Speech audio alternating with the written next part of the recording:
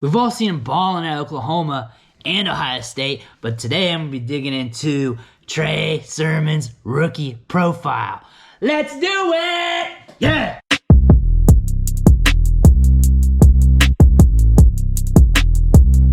What's going on, guys? It's Bruce Matson, your host of the show, Metro Scout Fantasy Football, and this is the show where we talk about Dynasty, Redraft, Fantasy, all things fantasy football related, and even a little more.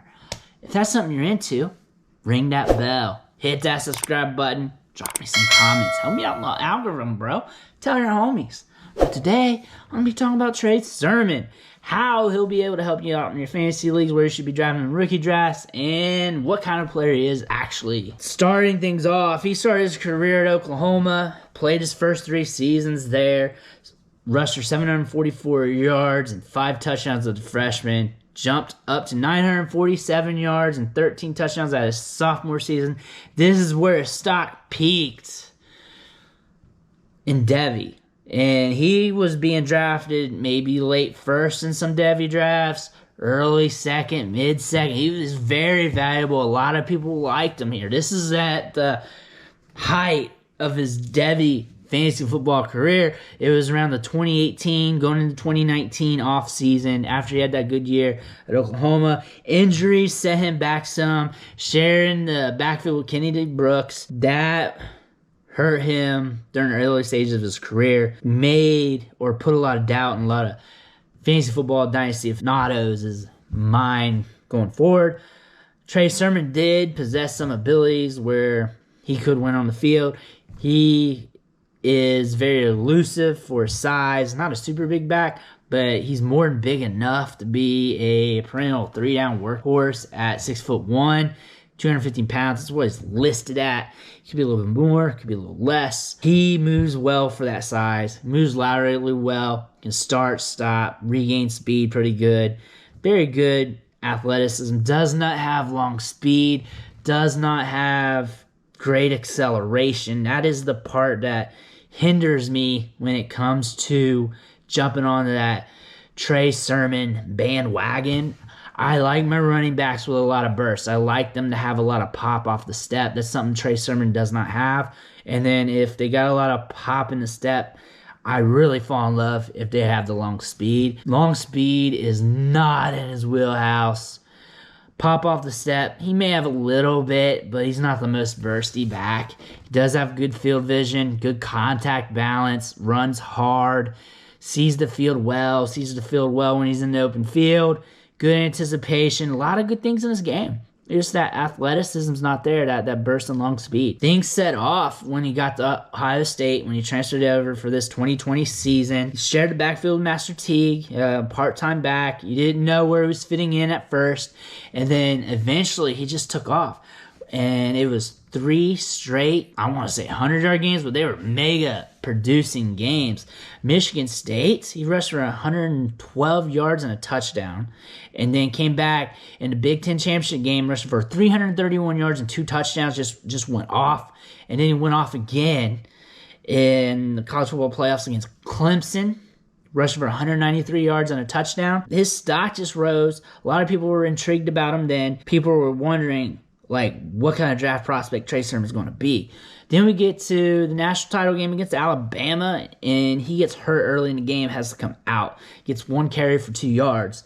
And what I said going into that game is this national title game could be big time for his draft stock. National stage, back-to-back national stage games. Technically back-to-back-to-back if you count the Big Ten game, because that's technically a national stage. If he was able to run all over that Alabama defense, like he did against Clemson, Northwestern, and Michigan State, then that could foothold him into being one of the top running back prospects just because of recency bias and get him into at least the conversation.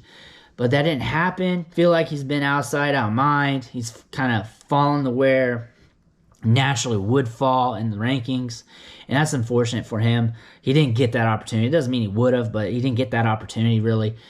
I like him for what he is. I just don't have that high expectations for him. Where he's going in rookie drafts, which will probably be, I hope, 3rd roundish, I can see him getting sneaked into the second. I can see him getting overdrafted by an NFL team as well.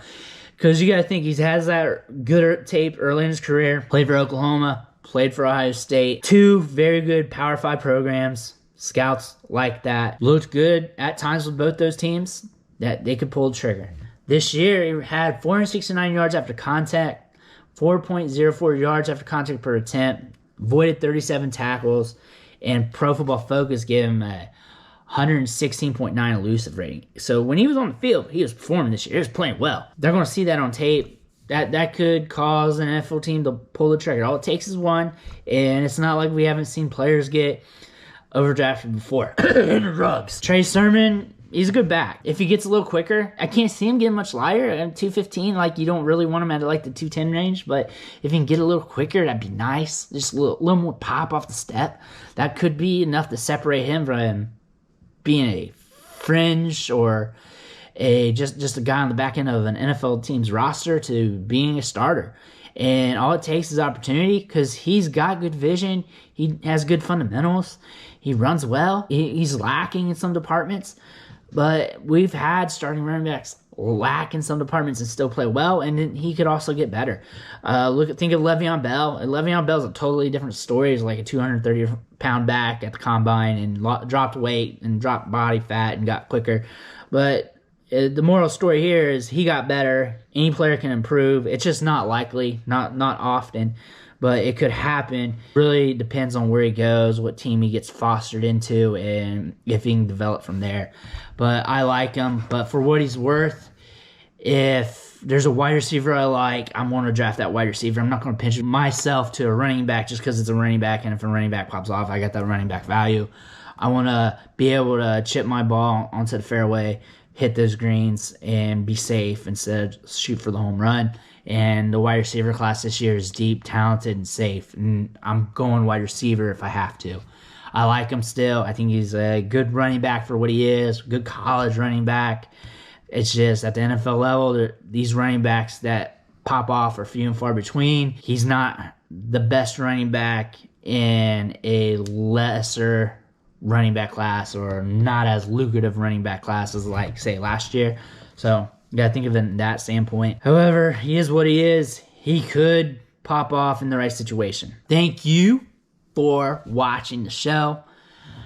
Make sure you hit that subscribe button so you don't miss the next one, because I'm popping out content left and right, and you don't want to miss a show. Ring that bell. Help me out in the algorithm. Tell your homies, and I'll catch you next time.